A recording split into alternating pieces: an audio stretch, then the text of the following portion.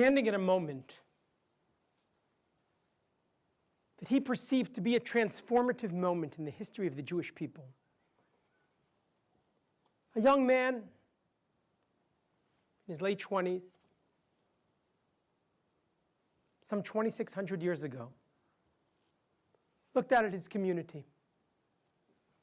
And he said, I want to give you the prescription, the recipe for the future of Jewish life as we know it. Ko amar Adonai, thus says God, Shimru mishpat v'asu tzedakah. Seek justice and righteousness, for my salvation is upon you.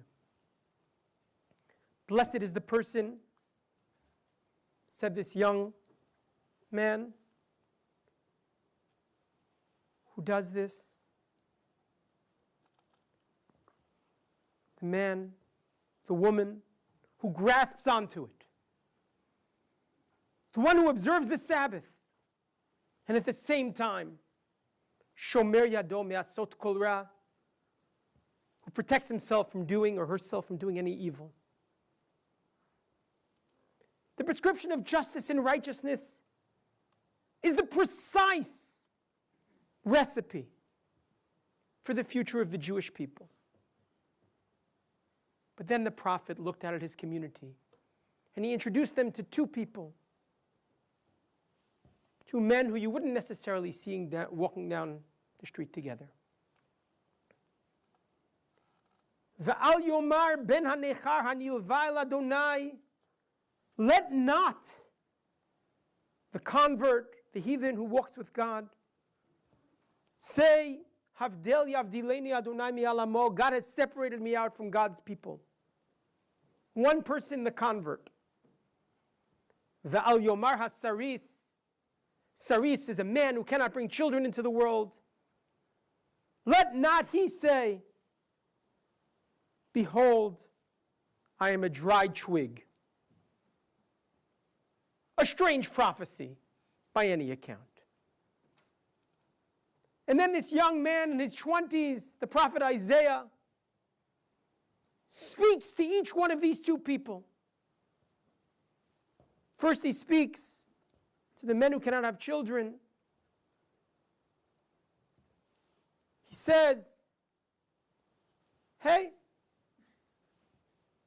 it's okay. You know the words. If you buy into the covenant, he says, V'natati lahem beveiti u'v'chomotai yad vashem. I will give you in my house an everlasting memorial. Tov mi banim u'banot. Something better than having children. And to the convert he says, don't worry. You also have a place. V'aviotim el har kodshi v'simachtim beveit tfilati. You too have a place in my temple. My friends, these two people have something remarkable in common. Something that is so critical to the future of the Jewish people. For the prophet looks at the convert, and the prophet looks at the person who cannot bring children into the world, and he sees two people who have lost hope. They feel disenfranchised. They feel alienated. They feel like they don't have a place at the center of the Jewish world. And that is why the prophet wants to include them.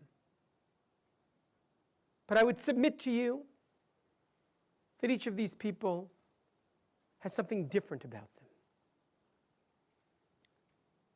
For what is the main difference between the convert and the man who cannot bring children into the world? We as a community can lose hope for one of two reasons. We can feel disenfranchised or alienated. We can feel that we don't have a place at the center for one of two reasons. One we share with the convert, and one we share with the man who cannot bring children into the world. For a person can lose hope because he or she feels that they have no shared past with their community. And that, of course, is the convert. And a person can lose hope because they feel they have no shared future. And 2,600 years ago, a young man looked out at his community and he said, no. We can't afford at this grand moment in Jewish history, when history is turning, we can't afford to leave anyone behind. And now, I close the book of prophecy and open the book of today's world. Dear Etim, writes this young woman, today I went to the rabbinate. I'm getting married. This is to be a special day for me. I'm an official bride. I want to get married, to live with my beloved, to build a family. But when I walked into the rabbinate, the clerk just looked at me and said, you were born in the former Soviet Union? Einach Yehudiya ad shetochiach yahadutech. You're not Jewish until you can prove it. Me not Jewish, she writes. There must be some terrible mistake. My entire life I was Jewish. I went to a Jewish school. I came on Aliyah because I was Jewish. I served in the Israel Defense Forces because I am Jewish. And now I'm not Jewish until I can prove it? I want to scream out to my entire family who was slaughtered in the forests and burnt in Mauthausen. It was a big mistake.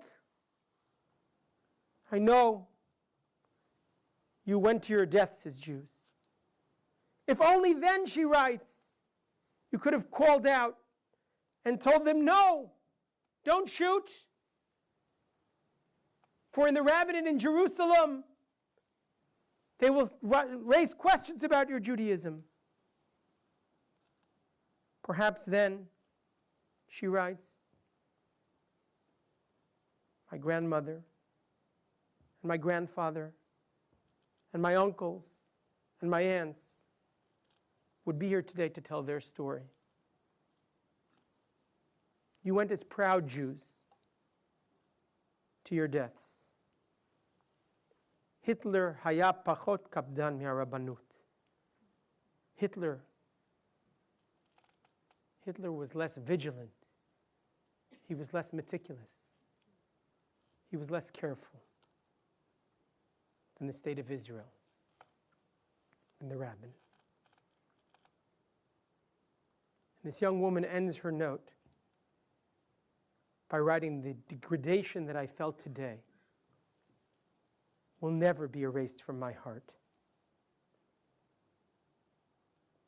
We live at a moment in Jewish history which is no less significant than the moment that the prophet lived in 2,600 years ago.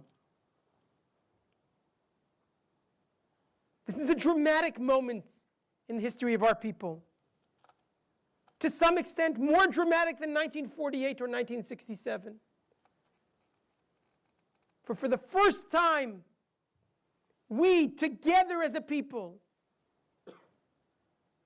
are beginning to think critically about forging our future together.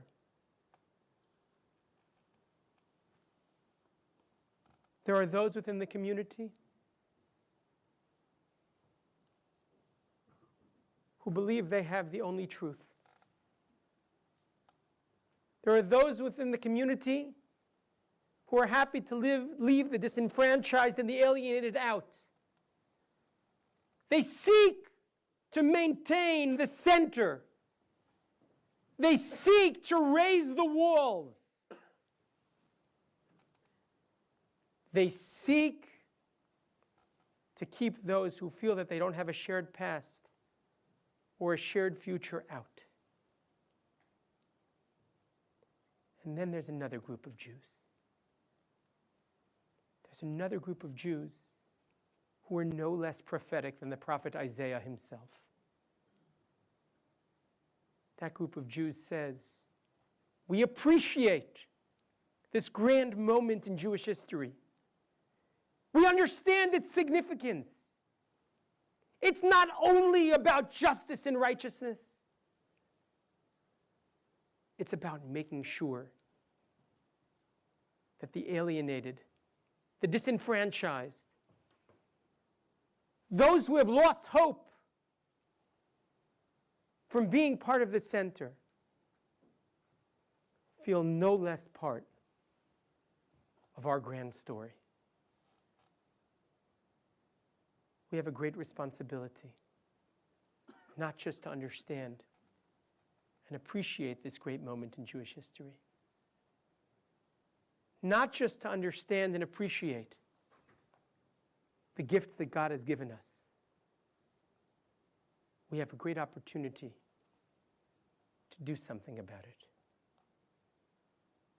We cannot afford to leave even one Jew behind. If we want to live up to the words of the prophets, then those who have lost hope, those who feel that they don't live at the center, those who feel disenfranchised, must be made once again to feel that they too are part of our community.